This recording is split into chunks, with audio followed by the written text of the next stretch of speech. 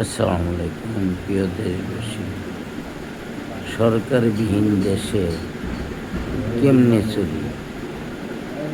যে কোনো ব্যবসায় যাই, ওইটাই মন্দা, ওইটাই টেকা বিএমপি শিবির, আমলিক না, বিএমপি শিবির জামাতেরা টাকাগুলা মেরে দেয়। আমার ব্যবসাটা হইলো গার্মেন্টসের।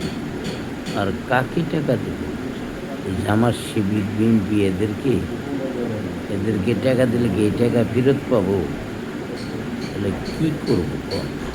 কোনো পার্মানেন্টলি যে একটা গভর্নমেন্ট বাংলাদেশে নাই। আমাদের তো ব্যবসা ১২টা বেজে গেল। এখন আমরা কি দিয়ে চলবো বলেন? আমাদের চলার তো বর্তমানে দেখি যে অবস্থা খারাপ।